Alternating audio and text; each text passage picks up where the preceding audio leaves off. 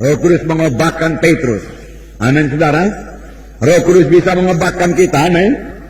Ya, Roh Kudus bisa melengkapi kita dengan kuasa dari mati. Ya, amin. Dia bekerja Roh Kudus, saudaraku. Sebenarnya tanpa Roh Kudus kita tidak bisa mengerjakan pekerjaan Tuhan.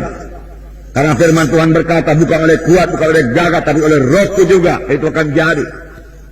Roh Kudus, saudaraku, berkuasa dan mau mengobatkan saudara, mengobatkan saya menjadi saksi yang berkuasa, menjadi saksi yang berani, saudaraku. Itu adalah pekerjaan Roh Kudus dalam orang percaya. Untuk itulah dia diberikan. Amin, saudaraku. Karena penakut, saudaraku, bukan daripada Tuhan, saudara. Kita membaca apa yang jadi kepada Petrus. Orang-orang heran melihat perubahan yang terjadi kepada Petrus. Biar orang-orang heran melihat perubahan yang terjadi kepada saudara. Kisah Rasul pasal 4. Kisah para Rasul pasal 4. Saudara, saya membacakan ayat 13. Ketika sidang itu melihat keberanian Petrus dan Yohanes dan mengetahui bahwa keduanya orang biasa yang tidak terpelajar, heranlah mereka dan mereka mengenal keduanya sebagai pengikut Yesus.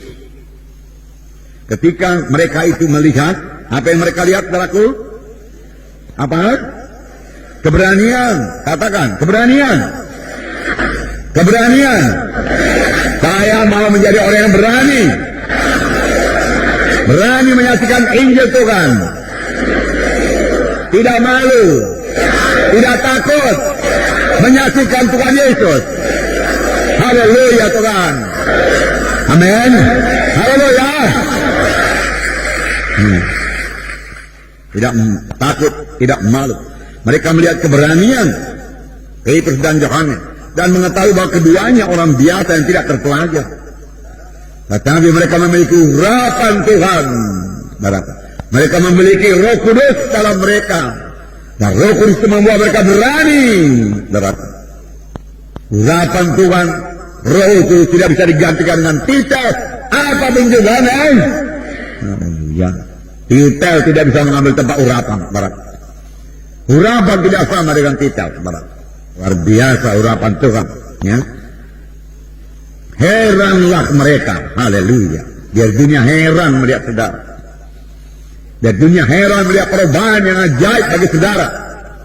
Heran mereka. Kenapa bisa begini? Dari dulu-dulu dia tidak pernah bisa begini. Bahkan saudaraku, banyak orang-orang yang gagap, saudaraku, dua bahkan Tuhan jadi lancar berbicara. Misalnya saudaraku orang robot, saudaraku. Ya, Tuhan berkata dia jadi hamba Tuhan. Rupanya dia itu orangnya saudaraku orang gagap. Tidak bisa bicara saudaraku dengan lancar. Tetapi kemudian Roh Kudus mengobatkan dia. Tidak ada yang mustahil dalam Tuhan. Ya, jangan katakan saya tidak bisa, jangan katakan tidak mungkin.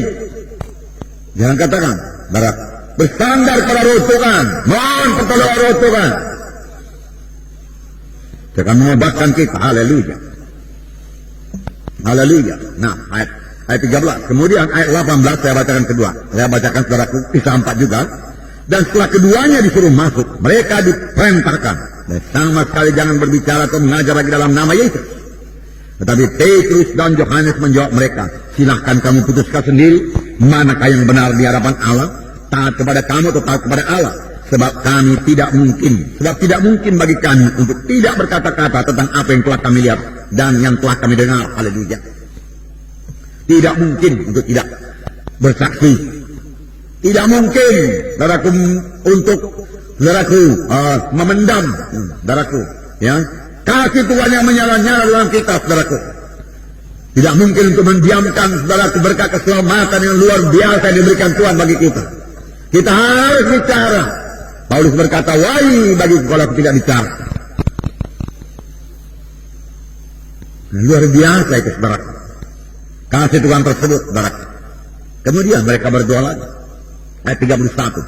Dan ketika mereka sedang berdoa, goyahlah tempat mereka berkumpul itu, dan mereka semua penuh dengan Roh Kudus. Lalu mereka memberitakan firman Allah dengan berani. Mereka semua penuh dengan Roh Kudus. Lalu mereka memberitakan firman Allah dengan berani.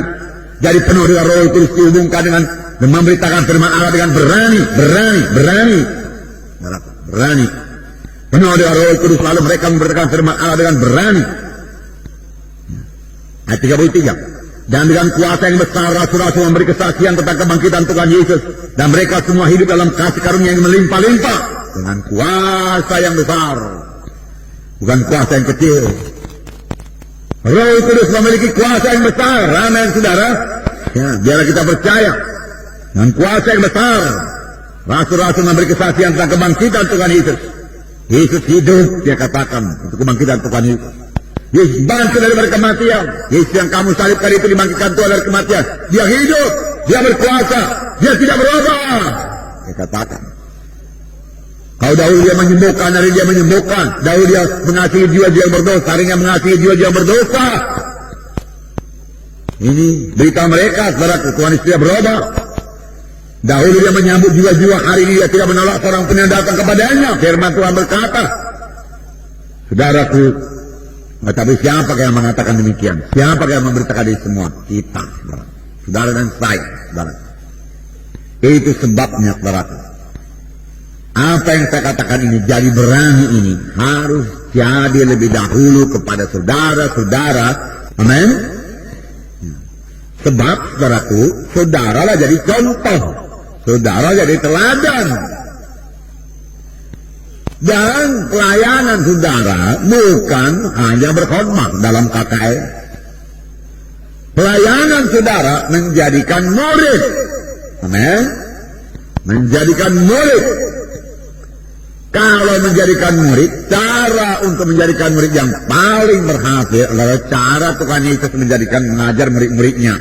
Yaitu dengan mengajari murid-murid dan dengan memberikan teladan.